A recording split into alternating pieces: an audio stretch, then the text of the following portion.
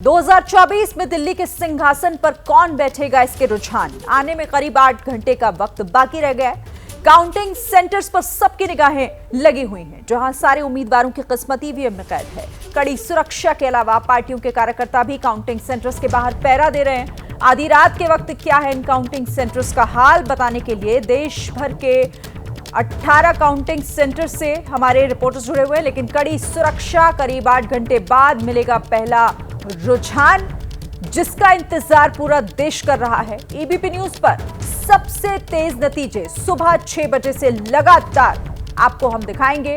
सुबह 6 बजे से एबीपी न्यूज पर नजर बनाकर रखिएगा। ये स्पेशल कवरेज नतीजों से जुड़ी हुई काउंटिंग सेंटर्स, देश भर के 18 काउंटिंग सेंटर्स हैं, जहां से हमारे रिपोर्टर्स हमारे साथ जुड़े हुए हैं। आपको बताएंगे कि नतीजों से पहले किस तरह के हालात हैं। और आइए, हमारे साथ ग्राउंड जीरो से कई सहयोगी जुड़ गए हैं, आप देख पा रहे हैं सभी को। लेकिन सबसे पहले आपको मेरे सहयोगी मनीष के पास लेकर चलते हैं और जानते हैं कि नतीजों से पहले की रात बड़ी भारी है, पहरा कार्यकर्ता भी दे रहे हैं, सुरक्षा एक बड़ा मुद्दा भी हो जाता है। किस तरह की तस्वीर और क्या हालात फिलहाल? शिरीन, कॉमर्स कॉलेज और राजस्थान कॉलेज जयपुर राजधानी में ये दो प्रमुख जगह है जहां पर मतों की गिनती का काम होगा। मैं इस वक्त कॉमर्स कॉलेज के बाहर हूं और यहां पर जयपुर ग्रामीण यानी कि जो जयपुर रूरल सीट है उसकी काउंटिंग शुरू होगी। 26 अप्रैल और 19 अप्रैल राजस्थान में 2 तारीख थी जिस दिन यहां चुनाव हुए थे, और 19 अप्रैल से इस जगह पर इसी तरीके की सुरक्षा व्यवस्था है। 1 सेकंड के लिए भी यहां पर पावर सप्लाई किसी तरीके से रुकी नहीं है, क्योंकि तमाम इंजीनियर्स और कर्मचारी यहां पर दिन और रात इन जो ईवीएम है उनकी सुरक्षा में जुटे हुए हैं। पुलिस का यहां पर जबरदस्त पहरा है। कई पुलिस स्टेशन उनके यहां पर कर्मचारियों और पुलिस कर्मियों को तैनात किया गया है।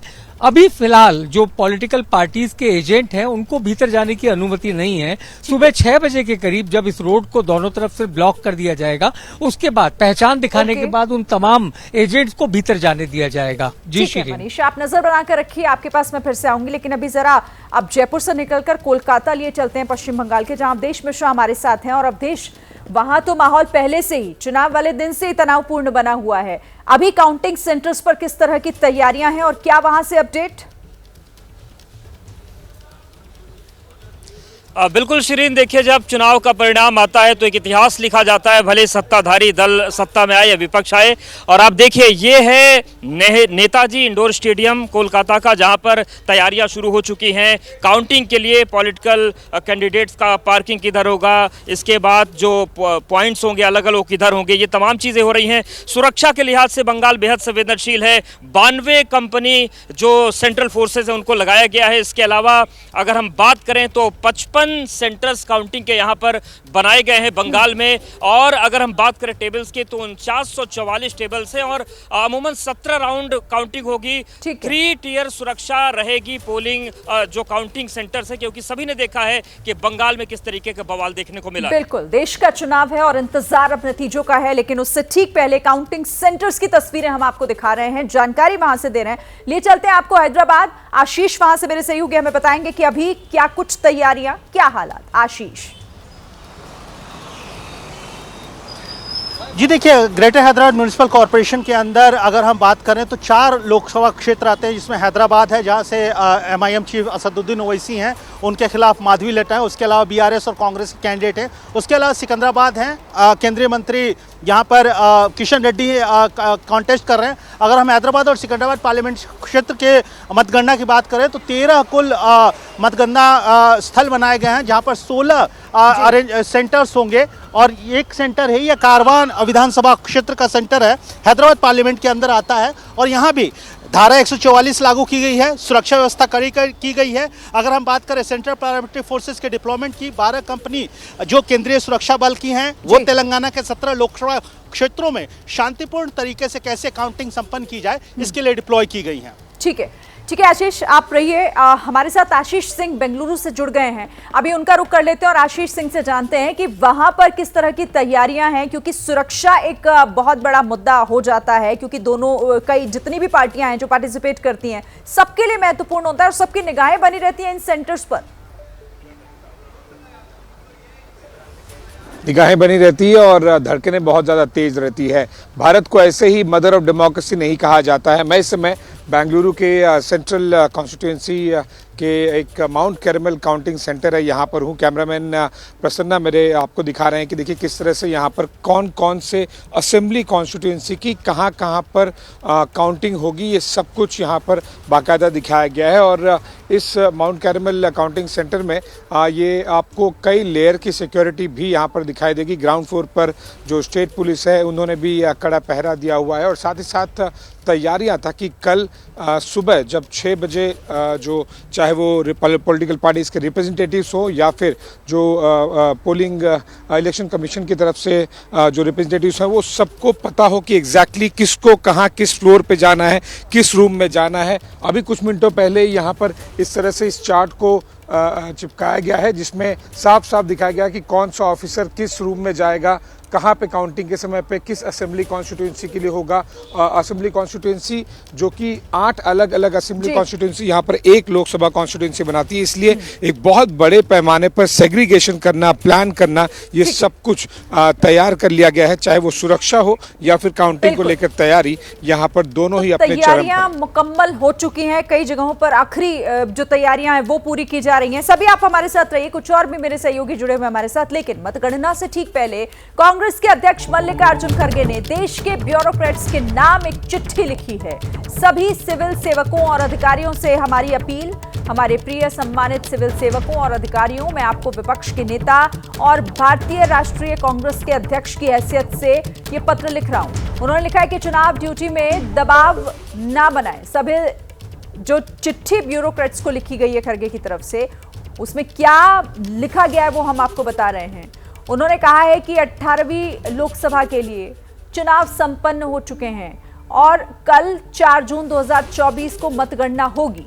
प्रत्येक सिविल सेवक संविधान की शपथ लेता है कि वो अपने कर्तव्यों का निष्ठापूर्ण और कर्तव्य निष्ठा से निर्वहन करेगा। संविधान और कानून के अनुसार सभी प्रकार के लोगों के साथ बिना किसी भय या पक्षपात, स्नेह और द्वेष के सही व्यवहार करेगा। इस भावना से हम प्रत्येक ब्यूरोक्रेट और अधिकारी से अपने कर्तव्यों का निर्वहन करने की अपेक्षा करते हैं, जो कि बिना किसी दबाव, धमकी या सत्ताधारी पार्टी गठबंधन या विपक्षी पार्टी गठबंधन से किसी भी प्रकार के दबाव के हों। तो ब्यूरोक्रेट्स को नतीजों से ठीक पहले ये खड़गे की चिट्ठी, जिसमें उन्होंने दबाव में काम ना करें इसका जिक्र किया है इस चिट्ठी के भीतर। बहरहाल अभी काउंटिंग सेंटर्स के क्या हालात हैं, कहां क्या क्या तैयारी, ये हम आपको बता रहे हैं और आपको जम्मू भी लिए चलते हैं। अजय बाचलू हमारे साथ वहां से जुड़े हुए हैं, हमें बताएंगे जम्मू में किस तरह की तैयारी है। अजय, देखिए जम्मू संभाग है, यहाँ पर 2 जगह पर काउंटिंग होनी है। कठुआ में जहाँ डॉक्टर जितेंद्र सिंह की किस्मत का फैसला कल होगा, और मैं इस समय जम्मू में हूँ। ये IIT जम्मू है जहाँ पर कल जो उम्मीदवार हैं उनकी किस्मत का फैसला होगा। और यहाँ पर किस तरह के सुरक्षा के इंतजाम है शिरीन, आप देख सकते हैं। न केवल जम्मू कश्मीर पुलिस, न केवल CISF, CRPF, बल्कि जम्मू कश्मीर पुलिस का जो सिक्योरिटी का अमला है, सिक्योरिटी विंग का जो अमला है, वो यहाँ पर लगातार आप देख सकते हैं पूरा सील कर दिया गया है इस IIT सेंटर जम्मू को, क्योंकि EVMs यहीं पर हैं और यहीं पर कल EVMs की काउंटिंग होगी। और फिलहाल यहाँ पर किसी भी अनअधिकृत व्यक्ति का अंदर जाना निषेध है। जो भी अंदर जाएगा उनके पास पासेस इशू किए गए हैं यहाँ जो चुनाव आयोग है उनकी तरफ से, और यहाँ पर सुरक्षा के व्यापक इंतजाम किए गए हैं। और मीडिया और पॉलिटिकल पार्टीज के जो वर्कर्स हैं वो कल 6:30-7 बजे के बाद ही यहाँ एंटर हो पाएंगे। इस तरह के यहाँ सुरक्षा के इंतजाम किए गए हैं। ठीक है, नतीजों के पहले ये रात है, जाहिर है कि इसे लेकर काफी तैयारियां जगह जगह की जा रही हैं। ठीक है अजय, आप हमारे साथ रहिए। अजातिका हिमाचल के मंडी से हमारे साथ जुड़ी हुई है और अजातिका, वहां भी मामला दिलचस्प, कांटे की टक्कर बताई जा रही है। हालांकि ये कल साफ होगा कि टक्कर कितनी जबरदस्त रही। क्या माहौल अभी, क्या तैयारियां वहां पर? जी बिल्कुल, कांटे की टक्कर जहां है मैं वहीं पर मौजूद हूं, जिसे कहा जाता है हिमाचल प्रदेश का दिल, यानी मंडी संसदीय क्षेत्र में मैं मौजूद हूं, जहां पर स्ट्रांग रूम बनाया गया है और तस्वीरें आप देख लीजिए। सबसे पहले मैं आपको दिखा दूं, ये जो नीले रंग की बिल्डिंग दिखाई दे रही है, दरअसल ये हिमाचल के मंडी का सबसे बड़ा गवर्नमेंट कॉलेज है जिसे स्ट्रांग रूम बनाया गया है। और यहाँ पर आपको तैनाती दिखाई देगी, सिर्फ स्टेट पुलिस हो वो आपको तैनात दिखाई देंगी, नेबरिंग पुलिस जो है वो यहाँ पर मौजूद हैं, महिला पुलिस बल भी आपको इतनी रात को ड्यूटी करती हुई दिखाई देंगी। जैसे कि मैं ड्यूटी कर रही हूँ मीडिया के लिए, वैसे ही महिला पुलिस बल अपनी ड्यूटी निभा रही हैं, वो भी नजर आ रही हैं। सीआरपीएफ के साथ साथ यहाँ पर तमिलनाडु पुलिस भी बुलाई गई है, यहाँ पर जो नेबरिंग स्टेट के कई सारी पुलिस हैं वो भी बुलाई गई हैं। यानी पूरी तरह से जो बंदोबस्त है वो किया गया है सुरक्षा व्यवस्था को लेकर। और अगर कैंपस की बात किया जा रहा है लगभग हर राज्य में, ठीक है। आप सभी नजर बनाकर रखिएगा, आगे भी आपसे बातचीत होगी, लेकिन फिलहाल आप सबका बहुत शुक्रिया ये तमाम अपडेट हमारे दर्शकों तक पहुंचाने के लिए। तो काउंटिंग के काउंटडाउन के साथ यादगार जश्न का इंतजाम भी शुरू हो गया है। तस्वीरें आप देखिए जरा, अलग अलग जगहों से आई हैं। बीजेपी दफ्तर में जश्न की तैयारियां किस तरह से हो गई हैं, सजाया जा रहा है। साथ ही पूरे देश में अलग अलग जगहों पर लड्डू मिठाइयां तैयार की जा रही हैं। कांग्रेस दफ्तर पर भी कल के लिए तैयारियां हैं, लेकिन वो गहमा गहमी वहां दिखाई नहीं दे रही है जो बीजेपी के दफ्तरों में दिखाई दे रही है, जहां पर लड्डू बनने शुरू हो गए हैं और सेलिब्रेशन की तैयारियां जो हैं वो स्टार्ट हो गई हैं। अलग अलग जगहों की तस्वीरें, आगरा में देखिए, पटना में भी देखिए कैसे लड्डू तैयार किए जा रहे हैं। बीजेपी दफ्तर पूरा सजा दिया गया है। मुंबई में भी मोदी लड्डू तैयार किए गए हैं, कानपुर में भी, और साथ ही कांग्रेस दफ्तर की भी तस्वीरें सामने आई हैं। इधर यूपी के डिप्टी सीएम ब्रजेश पाठक का कहना है कि कल के लिए चिंता की कोई बात नहीं है, पूर्ण बहुमत से बीजेपी की सरकार बनेगी। सुनिए। विपक्ष पूरी तरह से धराशायी हो चुका है। आधारहीन विपक्ष, बगैर एजेंडे के विपक्ष, बगैर नीतियों के विपक्ष। चुनाव मैदान में जो इंडी गठबंधन था वो कभी चुनाव को गंभीरता से ले ही नहीं पाया। भारतीय जनता पार्टी गठबंधन प्रचंड बहुमत के साथ 400 पार करेगा और उत्तर प्रदेश में हम 80 सीटें जीतेंगे। अब जब मतगणना प्रारंभ होगी 11 बजते 12 बजते स्थितियां एकदम साफ हो जाएंगी। उत्तर प्रदेश में भारतीय जनता पार्टी गठबंधन की लहर चल रही है।